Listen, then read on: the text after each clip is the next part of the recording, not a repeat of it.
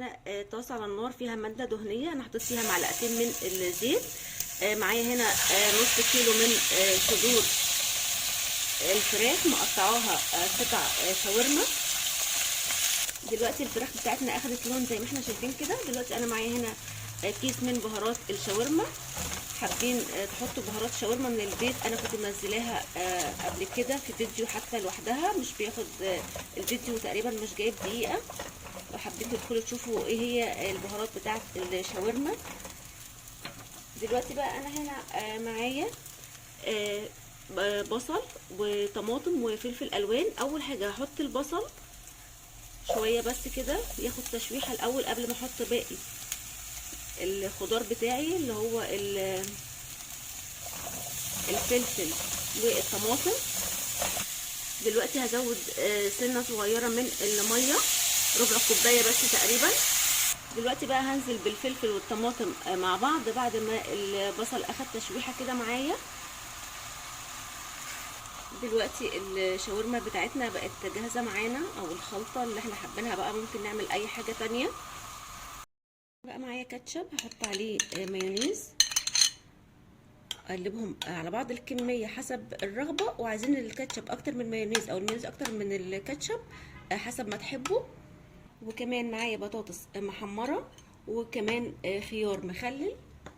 دلوقتي هنا انا معايا عيش سوري او عيش التورتيه، انا عاملاه في فيديو. اللي مش عارف طريقه العيش وعايز الوصفه ممكن يدخل يشوفها، او حتى عيش ابيض او اي عيش عندنا متوفر ممكن نستعمله. دلوقتي بقى انا هحط من خليط الكاتشب على المايونيز بالشكل ده كده شويه بقى من الخليط. ممكن يكون عندنا بواقي فراخ ونعمل الخلطه دي بيها، مفيش اي مشكله خالص، بقى طعمها حلو جدا. ممكن لحمه، اي حاجه متوفره عندنا بالشكل ده كده.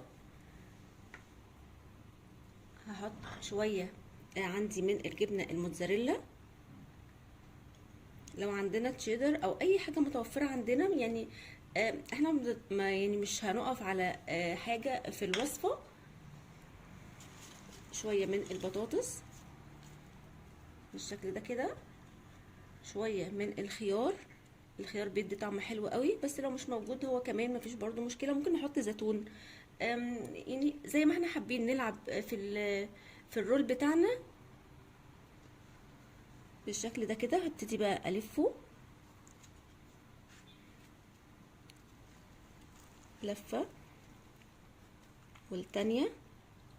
نحاول بقى اتني الطرف بالشكل ده، بالشكل ده كده.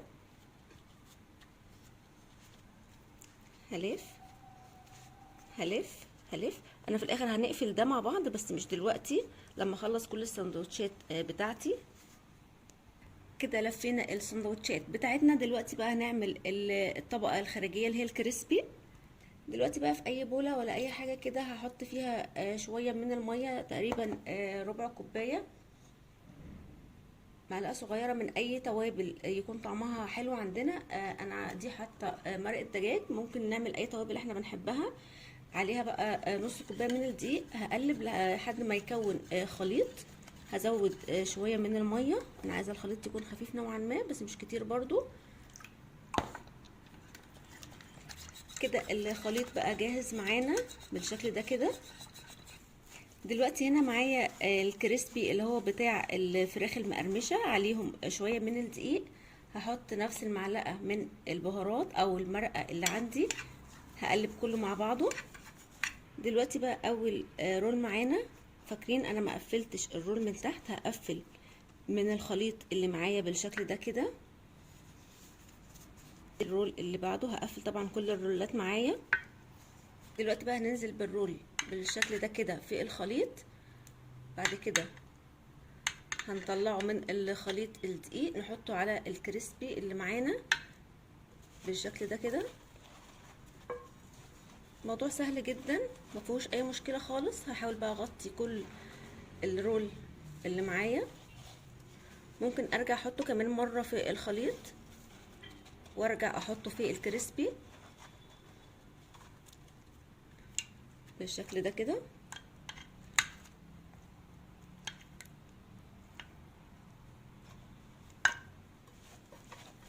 وهرجع اغطيه.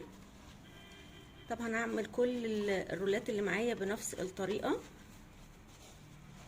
بالشكل ده. دلوقتي بقى في زيت نوعا ما غزير بالشكل ده كده ويكون سخن جدا، هحط الكريسبي بالشكل اللي احنا شايفينه ده كده. احنا طبعا بنقلب الرول علشان الكريسبي ده ما بياخدش لون قوي، ما بيتحمرش، بيبقى بني غامق زي ما انتم شايفين كده، بيبقى يدوب اخد لون ذهبي. فاحنا نخلي بالنا من التركه دي، وطبعا لازم يكون على نار عاليه كده. بقى اللون التحفه ده اخد كده اللون معايا بالشكل اللي احنا شايفينه ده كده، وزي ما قلنا على نار عاليه بجد حلو جدا كده. الكريسبي رول بتاعنا بقى جاهز معانا بالشكل التحفه ده كده. نفتح بقى واحد مع بعض.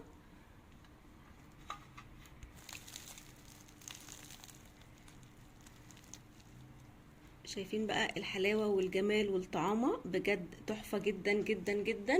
وصفه سهله وبسيطه، يا رب تكون عجبتكم، واللي عجبه الوصفه يجربها وتعجبه.